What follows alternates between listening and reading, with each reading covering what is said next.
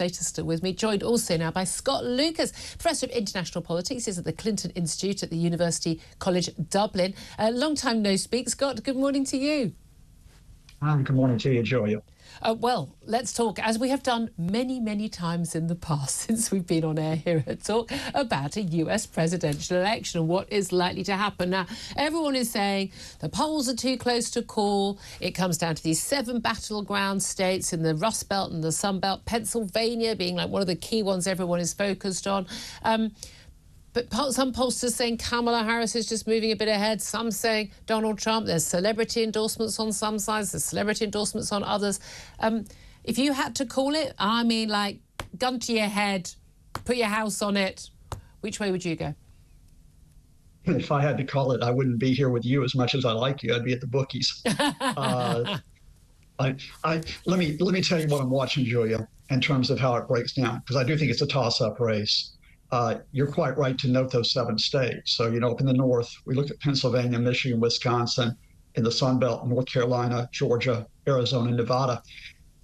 6 of those 7 states, all 7 of those states are within 3%. 6 of the 7 are within 2%. 5 of the 7 are within 1%. So what am I watching here? The big thing I'm watching is turnout. We've had over 80 million people who have voted, almost 80 million people who voted already. That's almost half of the total vote in 2020. If you get that type of turnout on Tuesday, you might exceed the 2020 total, which was the highest participation in 1900. Now, why is that significant?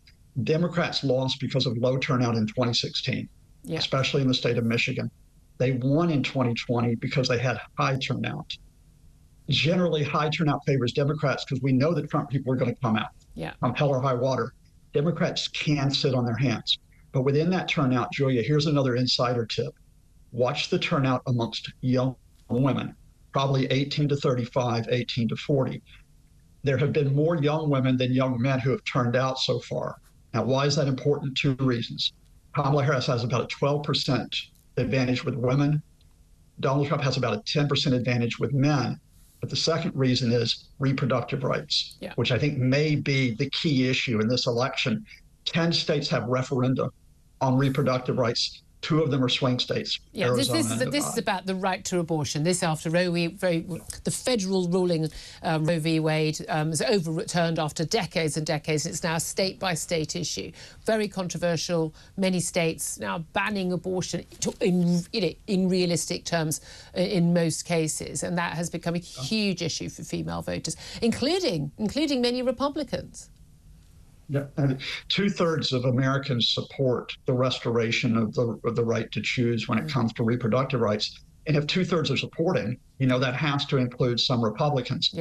I'm not going to predict it's going to be decisive for Kamala. What I'm saying here is it may be a tipping point issue. I think the earliest read we have of this, Julia, will be we take a look at North Carolina. That'll be the first state to return tonight, probably, of the swing states. But we could be up all the way to Pennsylvania, and there it's going to be the turnout of young women versus young men, and it's going to be how many voters turn out in the Philadelphia and Pittsburgh areas, and we won't know that until very late. That's very interesting. And of course, we had all of this, drama last time round in 2020 when we were looking at, not just counterclaims and claims and legal action and goodness knows what. And then, of course, later on, January the 6th, of course, leading on from that. But we didn't know the actual outcome of the election for 4 days. Way back in 2020, it was weeks before the Supreme Court ruled on the situation in Florida. There's hanging chads. We all remember that. And Al Gore had to accept defeat from George W. Bush. Do you think we are going to know in the early hours of the morning, as we did? 2016, I remember I woke up at like 4 in the morning here and we already knew the result at that point. Do you think it's going to be 2016, is it going to be 2020, or is it going to be 2000? I think we'll have an indication by this time tomorrow of who is going to win, although it might not be confirmed. By this time, the equivalent time 4 years ago, Joe Biden had overtaken Donald Trump in Pennsylvania and Michigan and was running close in Georgia and Arizona. So we pretty much knew he had it. It just took a few days to confirm. The one thing I'm watching out for, if we compare with 2020, is Donald Trump came out between 2 and 3 a.m. 4 years ago, our time, and said, I've won the election. I've won it. He did that because he knew that the votes might break against him later on. And that, of course, set up his claim that this was rigged. Yeah. Got to emphasize to all your great viewers out there, more than 60 court cases. Only one minor case in Pennsylvania said there was any substance to the claims of fraud. There was no other court that found substance. No U.S. Department found substance. But Donald Trump fought it all the way to January 6, 2021, trying to block the orderly transfer of power. Yeah. Will he do the same thing this time?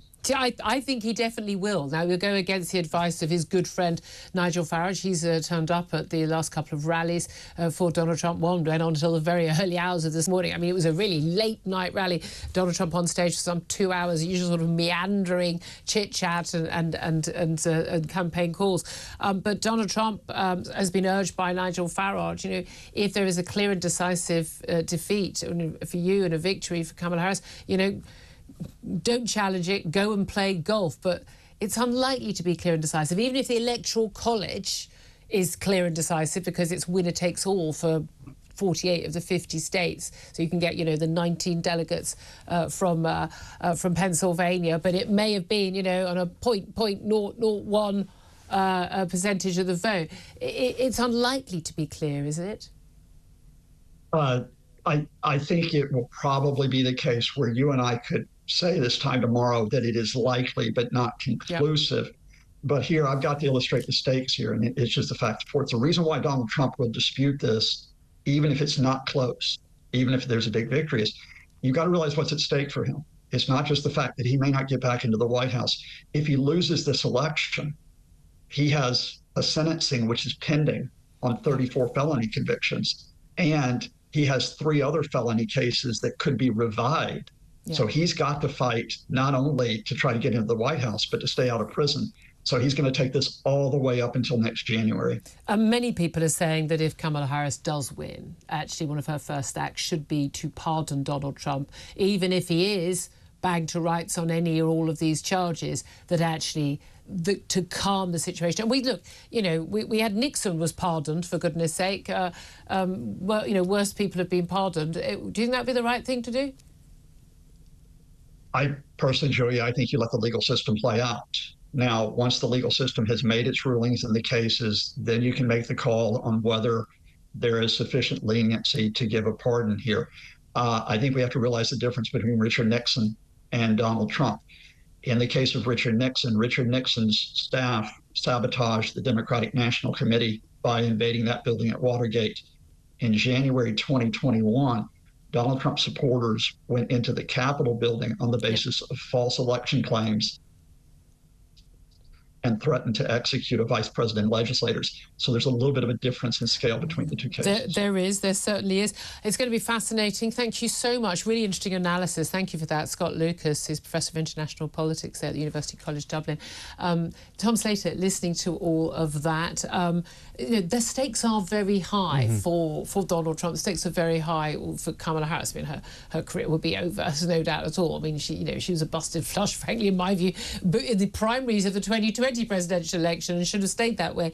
But the stakes are even higher for the American people, but also for the world. Oh, no, absolutely. And it's always the case with an American election. This one feels particularly consequential. Probably in the interest of balance and at the risk of being accused of whataboutery, I think it is also worth remembering the capacity for sort of a more sophisticated version of election denial that you get on the Democratic side. I mean, in the wake of 2016, the attempt to delegitimise that vote as the product of Russian disinformation wasn't just about a bunch of lunatics shouting things and screaming at the Capitol. It sparked investigations. It was taken deeply seriously by the state. And that has had a corrosive impact as well. As much as we might want to condemn January 6th, I think that could also be a factor in this election, depending if it does go Trump's way. Absolutely.